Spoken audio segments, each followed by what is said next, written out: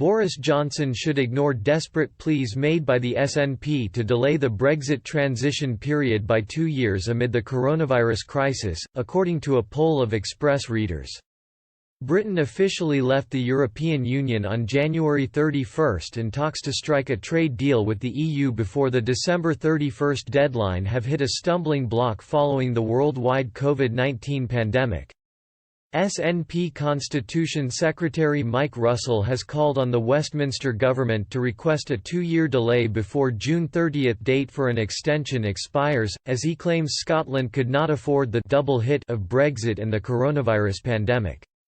The pleas have fallen onto deaf ears, after a poll of more than 12,000 Express.co.uk readers found 9 in 10 believe the UK should not extend the Brexit transition period.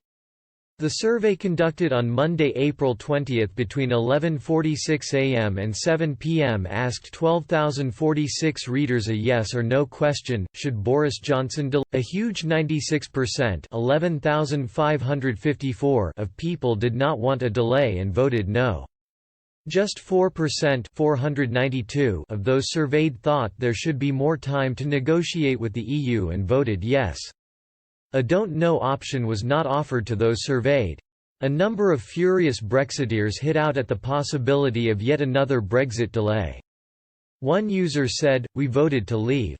Ever since then we are being asked countless times about leave, remain, extension etc. We should have left the moment we voted to leave." A second reader said, "I wouldn't delay Brexit by 2 minutes, never mind 2 years."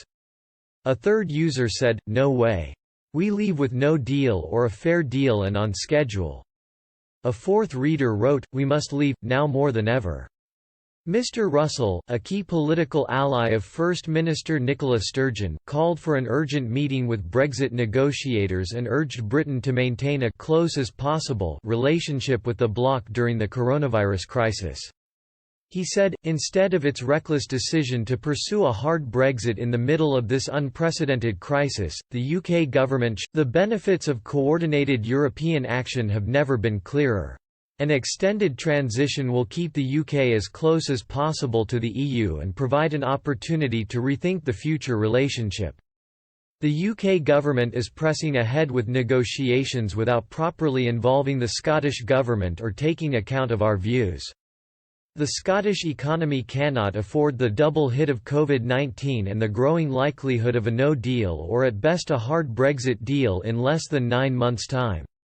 The voices of all 4 UK nations must be heard, and I am therefore calling for an urgent meeting of the Joint Ministerial Committee European Negotiations, which has the task of overseeing Clearly, if it does not meet, it cannot oversee. The Prime Minister has always insisted the UK would honour the current negotiating timetable agreed within the withdrawal agreement and would not ask the EU for an extension. Downing Street has confirmed the UK will continue virtual negotiations with Brussels this week and the December 31 deadline is written into law. A government spokeswoman said, "Our top priority as a government is to slow the spread of the coronavirus, protect the NHS and keep people safe. We are working around the clock to do so, with all 4 nations together providing unprecedented financial support for businesses, workers and the self-employed. We remain fully committed to the negotiations and the second round is taking place by video conference this week."